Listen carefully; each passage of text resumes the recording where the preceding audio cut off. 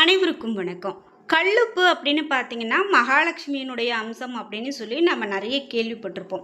இந்த உப்பு ஜாடிய எந்த இடத்துல வைக்கிறோம் அப்படிங்கிறத பொறுத்தே நம்ம வீட்ல பண வரவு இருக்கோ, அதேபோல பண நஷ்டம் கூட ஆகும் அப்படின்னு சொல்லுவாங்க.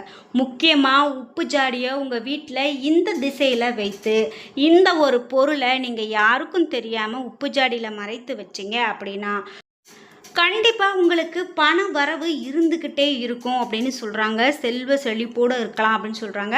அந்த ரகசியம் என்ன அப்படிங்கிறது தான் நாம இந்த வீடியோல பார்க்க போறோம். சாதாரண உப்பு ஜாடியில இவ்ளோ விஷயம் இருக்கா அப்படிங்கிறத நீங்க இந்த வீடியோ முடிவுல தெரிஞ்சுக்க போறீங்க. அதனால வீடியோவை ஸ்கிப் பண்ணாம பாருங்க. இந்த விஷயம்லாம் எனக்கு தெரியாது. இப்போ இந்த வீடியோவை பார்த்து தான் நான் தெரிஞ்சுக்கிட்டேன் அப்படின்னு சொன்னாலும் மறக்காம கமெண்ட் பாக்ஸ்ல பதிவிட்டுருங்க. உங்க வீட்ல பண வரவு வர்றதுக்காக நீங்க என்ன மாதிரியான இந்த மாதிரி சின்ன சின்ன விஷயங்கள்லாம் செய்வீங்க அப்படிங்கிற உங்களுடைய கருத்துக்களோ குறிப்புகளோ மறக்காமல் கமெண்ட் பாக்ஸில் பதிவிட்டுருங்க. நீங்கள் இன்னும் உற்சாகம் டிவி சேனலை சப்ஸ்கிரைப் பண்ணாமல் இருந்தால் சப்ஸ்கிரைப் பண்ணிக்கோங்க. கூடவே இருக்க பெல்லைக்கான மறக்காமல் கிளிக் பண்ணிடுங்க. வாங்க வீடியோக்குள்ளே போகலாம். இந்த வீடியோ பார்த்துட்டு இருக்கக்கூடிய உங்களுக்கு கடன் மேலே கடன் வந்துக்கிட்டே இருக்குது, பணவரவு இல்லை அப்படின்னு வருத்தப்படுறீங்களா? கண்டிப்பாக உங்களுக்கு நேரம் சரியில்லாமையோ அல்லது தோஷம் இருக்கும்போதோ இந்த மாதிரி நடக்கலாம். இந்த வீடியோவுக்கு கீழே டிஸ்கிரிப்ஷனில் வராகி அம்மன் ஜோதிட நிலையத்தின் தொலைபேசி எண் கொடுத்துருக்கேன். அந்த எண்ணுக்கு தொடர்பு கொண்டு பேசி பாருங்கள். உங்களுக்கு எப்படிப்பட்ட நேரம் இருந்தாலும் அது கண்டிப்பாக சரியான பரிகார பலன்கள் மூலமாக சரி செய்ய முடியும். நிச்சயமாக உங்களுக்கு நல்ல நேரம் பிறக்கும். கண்டிப்பாக உங்களாலும் ரொம்ப சிறப்பாக வாழ முடியும். நாம் இப்போது இந்த உப்பு ஜாடியை பற்றி பார்த்துட்ருக்கோம். இந்த உப்பு ஜாடி மூலமாக பணம் சேர்ப்பது எப்படி அப்படிங்கிறது தான் நம்ம நிறைய வீடியோக்கள் நம்ம பார்த்துட்ருக்கோம். குறிப்பிட்டு உங்கள் உப்பு ஜாடியில் இந்த மாதிரி விஷயங்களெல்லாம் மாற்றி வைங்க அப்படின்னு சொல்கிறாங்க. அதாவது நம்மளுடைய வீட்டில் கட்டுக்கடங்காமல் பணம் சேரல அப்படின்னு சொன்னால் கூட அன்றாட தேவைகளை பூர்த்தி செய்ய அளவுக்காவது நம்மளுக்கு பண வரவு இருந்துக்கிட்டே இருக்கணும். சின்ன சின்னதான ஒரு பரிகாரங்களை நம்ம செய்யும்போது கண்டிப்பாக அது மாறும் அப்படின்னு சொல்கிறாங்க. உங்கள் வீட்டு சமையலறையில் உப்பு ஜாடிக்கடியில் எப்போவுமே ஒரு ரூபாய் நாணயத்தை வைங்க. எதுக்கு நாம் இதை வைக்கணும் அப்படின்னு பார்த்தீங்கன்னா, எப்போவுமே மகாலட்சுமியை பணம் அப்படின்னு சொல்லக்கூடிய சிம்மாசனத்தில் அமர வைக்கிறதுக்கான ஒரு வழி தான் இது அப்படின்னு சொல்கிறாங்க. இதனால தான் நம்ம வீட்டில் மகாலட்சுமி நிரந்தரமாக தங்கி இருப்பாள் அப்படின்னும், முடிந்தவரை ஒரு சிறிய தட்டின் மேலே ஒரு ரூபாய் நாணயத்தை வைத்து அந்த ஒரு ரூபாய் நாணயத்தின் மேலே உப்பு ஜாடிகளை அடுக்கி வைக்கிறது நல்லது. நம்ம வீட்டில் மேலும் மேலும் பண வரவு கொடுத்து கொண்டே இருக்கும் அப்படின்னு சொல்கிறாங்க. இதே போல் நம்ம இந்த அளவுக்கு நம்ம சின்ன சின்ன விஷயங்களை கூட நம்ம இதை பரிகாரமாக நினச்சி கூட செய்யலாம். நம்ம பீரோவில் பணம் வைக்கக்கூடிய இடத்துல சிறிது கல்லுப்பை வெள்ளை துணியில் போட்டு கட்டி வைங்க. இந்த கல்லுப்பில் ஒரு ஏலக்காய், ஒரு கிராம்பு, இந்த 2 பொருளையும் சேர்த்து முடிச்சு போட்டு அந்த கல்லுப்பை உங்கள் பணத்தின் மேலே வைக்கலாம்.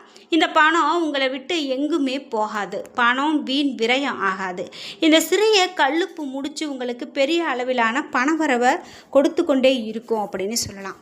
பணம் வைக்கக்கூடிய பெட்டியில் நம்ம பணத்தை கீழே வைத்துட்டு அதன் மேலே தான் இந்த முடிச்சை நம்ம வைக்கணும். இந்த முடிச்சுக்கு மேலே பணத்தை வைக்க கூடாது அப்படின்னு சொல்கிறாங்க.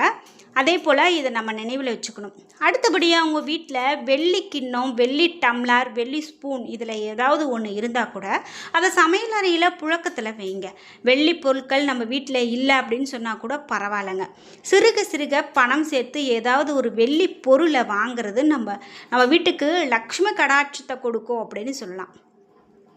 சமையலறையில் ஏதாவது ஒரு வெள்ளி பாத்திரத்தை புழக்கத்தில் வைத்தாலும் சரி, அந்த வீட்டினுடைய பண கஷ்டம் கண்டிப்பாக வர்றதுக்கான வாய்ப்பு இல்லை. அப்படியே வந்தாலும் அந்த பண கஷ்டம் பெரிய அளவில் இழப்புகளை ஏற்படுத்தாது அப்படிங்கிறது தான் சொல்லப்படுது. அதே போல் நம்ம வீட்டு சமையலறையில் புழங்கும் வெள்ளி பாத்திரங்களை உங்கள் வீட்டில் இருக்கிறவங்க மட்டும்தான் பயன்படுத்தணும். வீட்டு உறுப்பினர்கள் தான் அதை சுத்தம் செய்யணும். தவிர வீட்டில் வரக்கூடிய விருந்தாளிகள் அந்த வெள்ளி பாத்திரத்தில் உணவு அருந்துவது இந்த மாதிரி செய்யக்கூடாது அப்படின்னு சொல்கிறாங்க. இதே போல் செல்வ செழிப்புகளை எல்லாம் அதிபதியாக கொண்டவர் தான் மகாலட்சுமி. இந்த மகாலட்சுமி பிறந்த இடத்துல இருந்து எடுத்த கல்லுப்பை ஒரு ரூபாய் நாணயத்தின் மேலே அமர வைப்பதன் மூலமாக நம்ம வீட்டில் அந்த மகாலட்சுமி நிரந்தரமாக அமர்ந்து விடுவாள் என்பதில் ஒரு துளியும் சந்தேகம் கிடையாது. தங்கத்தை விட பல மடங்கு லக்ஷ்மி கடாட்சம் இருக்கக்கூடிய ஒரு பொருள் தான் வெள்ளி. அதை நீங்கள் உங்களுடைய சமையலறையில் பயன்படுத்துவதன் மூலமாக அதிர்ஷ்டம் அடித்து கொண்டே இருக்கும், ஓடி வரும் என்பதில் எந்த விதமான சந்தேகமும் கிடையாது. கிடையாது. இந்த 2 சின்ன சின்ன குறிப்புகளை முடிந்த வரைக்கும் உங்கள் வீட்டில் முயற்சி செய்து பாருங்கள். நல்ல மாற்றம் கிடைத்தால் லாபம் பெற வேண்டிய நிறைவேறும் அப்படின்னு சொல்லலாம். நஷ்டம் அடைவதற்கு ஒன்றுமே கிடையாது. கண்டிப்பாக உங்களுக்கு நல்ல ஒரு லாபம் இருக்கும் அப்படின்னு சொல்கிறாங்க. அதே போல் பணம் கையில் தங்க எளிய வழிமுறைகளாக கண்ணாடி உப்பு ஜாடியை நாம் எடுத்துக்கலாம். முதல்ல ஒரு மஞ்சள் அல்லது சிகப்பு நிறத்தில் ஒரு காட்டன் துணியை எடுத்துக்கலாம். ஒரு துணியில் 9 கொட்டைப்பாக்குகள் மற்றும் ₹1 நாணயம் நம்ம எடுத்துக்கலாம். அதே போல் இந்த நாணயம் எதுவாக இருந்தாலும் சரி, இதில் ஒரு வெள்ளி நாணயம், தங்க நாணயம் கூட வச்சுக்கலாம். இதோடு உங்கள் வீட்டில் சிறிதளவு தங்கம் ஒரு மூக்குத்தியாக இருந்தாலும் கூட பரவாயில்ல, அதையும் சேர்த்து வைங்க. இதை உங்கள் வீட்டு பூஜை அறையில் தீபம் ஏற்றி வைத்து உங்கள் குலதெய்வத்தை வேண்டிக் கொண்டு இதை உப்பு ஜாடியின் அடியில் வச்சுடுங்க. இதற்கு மேலே நீங்கள் கல்லுப்பை கொட்டி உபயோகப்படுத்தலாம். இந்த பரிகாரம் முடிச்சு அப்படின்னு பார்த்தீங்கன்னா உங்கள் வீட்டு உப்பு ஜாடிக்குள்ளே இருக்கக்கூடிய அந்த உப்பை நம்மளுடைய அசைவம் சமைக்கும் போது உபயோகப்படுத்தலாம், தவறு கிடையாது. அதே போல் பெண்களுக்கான மாதவிலக்கு காலத்தில் கூட நமக்கு எந்த ஒரு கணக்கும் இந்த உப்புக்கு கிடையாது. இந்த உப்பு ஜாடியின் அடியில் இந்த முடிச்சு எப்போதுமே இருக்கணும், அவ்வளோதான். இப்படி செய்வதன் மூலமாக முதல்ல பணம் வர்றதுக்கான வழி பிறக்கும். பிறகு கொஞ்சம் கொஞ்சமாக பணம் வீட்டில் தங்க துவங்கும். அப்படி வரக்கூடிய பணத்தில் உங்களால் முடிந்த வரைக்கும் ஏழை எளியவங்களுக்கு உதவி செய்யுங்க. இதனால் எப்போதுமே பணவரவு தடையில்லாமல் நமக்கு கிடைக்கும் அப்படிங்கிறதுல எந்த விதமான சந்தேகமும் இல்லை அப்படின்னு சொல்லலாம். இது மட்டும் இல்லாமல் நம்ம இந்த நிறைய விஷயங்களை பார்க்கும்போது உங்கள் வீட்டில் சின்ன சின்ன தவறுகளை செய்யவே கூடாது அப்படின்னு சொல்கிறாங்க. கட்டாயமாக உங்கள் வீட்டில் தேவையற்ற பிரச்சனைகள் வர்றதுக்கான விஷயங்கள் தான் இந்த தவறுகள் செய்கிறது. அதாவது வீட்டிற்கு தரித்திரம் பிடிக்கக்கூடும் அப்படிங்கிறதுல சந்தேகம் கிடையாது. உங்கள் வீட்டில் ஐஸ்வர்யம் நிலைத்திருக்கணும் அப்படின்னா நாம் இந்த மாதிரியான விஷயங்கள்லாம் ஞாபகத்தில் வச்சுக்கணும் அப்படின்னு ஒரு சிலது சொல்கிறாங்க. அது என்ன அப்படின்னு பார்த்தீங்கன்னா, பிளாஸ்டிக் டப்பாவில் உப்பை போடக்கூடாது அப்படிங்கிறது நன்றாக தெரிஞ்சிருக்கணும். கண்ணாடி ஜாடியில் உப்பை போட்டு இருந்தாலும் கூட சரி, பீங்கான் ஜாடியில் கொட்டி வைத்திருந்தாலும் சரி, அதன் உள்ள பயன்படுத்த சில்வர் ஸ்பூன்ஸ், பிளாஸ்டிக் ஸ்பூன் கட்டாயமாக போட்டு வச்சுருக்கக்கூடாது. அது ஆன்மீக ரீதியாகவும் சரி கிடையாது, ஆரோக்கிய ரீதியாகவும் சரி கிடையாது. இப்போதெல்லாம் மரத்தினால் செய்யப்பட்ட சின்ன சின்ன அளவில் கரண்டி விற்குது, அதை கூட வாங்கி நம்ம உப்பு ஜாடியில் போட்டு வைக்கலாம். இதே போல் சில பேர் சாப்பிடும்போது உப்பு ஜாடியை அப்படியே கொண்டு வந்து பக்கத்தில் வைத்துக்குவாங்க. சாப்பாட்டில் உப்பு குறைவாக இருக்குது அப்படின்னா அந்த உப்பு ஜாடிக்குள்ளே தங்களுடைய இடது கையை விட்டு உடனே உப்பு எடுத்து சாப்பாட்டில் போட்டுக்குவாங்க. இது மிக மிக தவறான பழக்கம். அப்படின்னும் உப்பு ஜாடியை உப்பு வைக்கக்கூடிய இடத்துல இருந்து நகர்த்தவே கூடாது.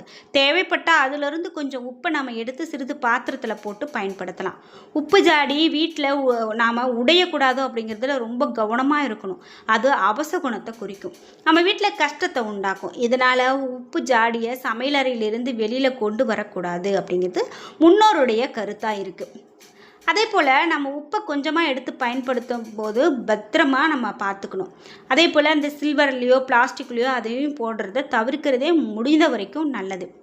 மீதம் இருக்கக்கூடிய உப்பை அதை நம்ம கீழே கொட்டிடணும், அதை மீண்டும் ஜாடியில் கொட்டக்கூடாது. சின்ன சின்ன மண்பாண்டங்கள் எல்லாமே இப்போது கடைகளில் சுலபமாக கிடைக்கிது. முடிந்த வரைக்கும் நம்ம சில்வர், பிளாஸ்டிக் இதற்கு பதிலாக இந்த மாதிரி மண்பாண்டங்கள், மரம் இப்படி உபயோகப்படுத்துறது நல்லது. அடுத்தபடியாக நம்ம வீட்டுக்கு அஞ்சரை பெட்டிக்கு வருவோம். இந்த சில வீடுகளில் கட்டாயமாக அசைவம் சமைக்கக்கூடிய பழக்கம் இருக்கும். அசைவம் சமைக்கும் போதும் அஞ்சரை பெட்டியிலிருந்தும் உப்பு ஜாடியிலிருந்தும் தான் நம்ம பொருட்களை எடுத்து சமையலுக்கு பயன்படுத்துவோம். இது தவறு இல்லை அப்படின்னு சொன்னாலும் கூட எதுவுமே நம்ம தனித்தனியாக எடுத்து பயன்படுத்துறது இன்னமும் நல்லது அப்படின்னு சொல்கிறாங்க. முடிந்தவரை அசைவம் சமைக்கக்கூடிய பாத்திரத்தில் விரத நாட்களில் சமையல் செய்யாமல் இருக்கிறது நல்லது. அந்த பாத்திரத்திலே நம்ம சாப்பிடாமல் இருக்கிறது இன்னமும் நல்லது. அசைவத்திற்கு தனியாக பாத்திரம் நம்ம முன்னோர்கள் வைத்திருக்கிறத பார்த்துருக்க முடியும். அதாவது ஒரு மண்பாண்டம் இருக்குது அப்படின்னு சொன்னாலே அந்த அசைவம் சமைக்கிறதுக்குன்னே தனியான ஒரு மண் பாத்திரம், ஒரு பானை அந்த மாதிரி வச்சுருப்பாங்க. அதே போல் சில பேர் வீடுகளில் அமாவாசை சமையல், திதி அன்னைக்கு சமையல், சபரிமலைக்கு மாலை போடும்போது அந்த சமையல், இதுக்கெல்லாம் தனித்தனியான பாத்திரம் வைத்து புழங்குவாங்க. அப்படி வைத்திருந்தாலும் மிக பெரும் நன்மைகள் நமக்கு உண்டு அப்படின்னு சொல்லலாம். என்ன நண்பர்களே, இன்றைக்கி வீடியோவில் உப்பு ஜாடியில் இவ்வளவு ரகசியம் இருக்கா அப்படின்னு பார்த்து தெரிஞ்சுக்கிட்டோம். இந்த வீடியோ கண்டிப்பாக உங்களுக்கு ரொம்ப பயனுள்ளதாக இருந்திருக்கும். வீடியோ உங்களுக்கு பிடிச்சிருந்தால் லைக் பண்ணுங்கள், ஷேர் பண்ணுங்கள், கமெண்ட் பண்ணுங்கள். நீங்கள் இன்னும் உற்சாகம் டிவி சேனலை சப்ஸ்கிரைப் பண்ணாமல் இருந்தால் சப்ஸ்கிரைப் பண்ணிக்கோங்க. கூடவே இருக்க பெல் ஐக்கானை மறக்காமல் கிளிக் பண்ணிடுங்க. நன்றி வியூவர்ஸ்.